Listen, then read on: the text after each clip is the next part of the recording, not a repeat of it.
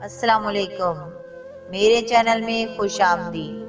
میرے چینل کو سبسکرائب کریں تاکہ میری ہر ویڈیو آپ تک پہنچ جائے۔ پروفیسر نے ایک میرڈ لڑکی کو کھڑا کیا اور کہا کہ آپ بلیک بورڈ پہ ایسے 25-30 لوگوں کے نام لکھو جو تمہیں سب سے زیادہ پیارے ہوں۔ لڑکی نے پہلے تو اپنے خاندان کے لوگوں کے نام لکھے، پھر اپنے سگے رشتہ دار، دوستوں، پڑوسی اور ساتھیوں کے نام لکھ دیے۔ اب پروفیسر نے اس میں سے کوئی بھی کم پسند والے 5 نام مٹانے کے لیے کہا۔ لڑکی نے اپنے دوستوں کے نام مٹا دیے۔ پروفیسر نے اور 5 نام مٹانے کے لیے کہا۔ لڑکی نے تھوڑا سوچ کر اپنے پڑوسیوں کے نام مٹا دیے۔ اب پروفیسر نے اور 10 نام مٹانے کے لیے کہا۔ لڑکی نے اپنے سگے رشتہ داروں کے نام مٹا دیے۔ اب بورڈ پر صرف 4 نام بچے تھے، جو اس کے ممی، پاپا، شوہر اور بچے کا نام تھا۔ اب پروفیسر نے کہا، اس میں سے اور 2 نام مٹا دو۔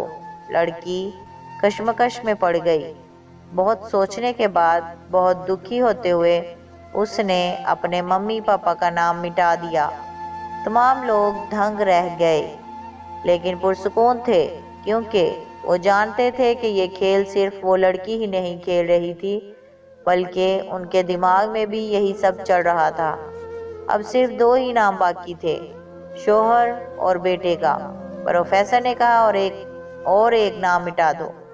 لڑکی اب سہمی سی رہ گئی۔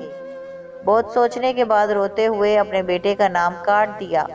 پروفیسر نے اس لڑکی سے کہا، تم اپنی جگہ پر جا کر بیٹھ جاؤ، اور سب کی طرف غور سے دیکھا اور پوچھا، کیا کوئی بتا سکتا ہے کہ ایسا کیوں ہوا کہ صرف شوہر کا ہی نام بورڈ پر رہ گیا؟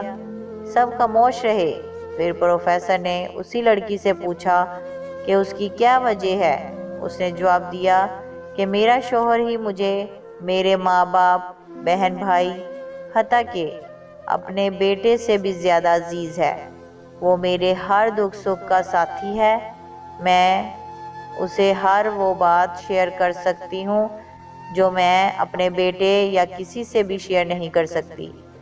میں اپنی زندگی سے اپنا نام مٹا سکتی ہوں، مگر اپنے شوہر کا نام کبھی نہیں مٹا سکتی۔ بیوی گھر کی ملکہ ہوتی ہے، پاؤں کی جوتی نہیں۔ یہ تھی ہماری آج کی کہانی۔ مجھے امید ہے کہ آپ کو بہت پسند آئی ہوگی۔ پلیز لائک کریں، کمنٹ کریں اور اپنے دوستوں میں زیادہ سے زیادہ شیئر کریں۔ Thank you.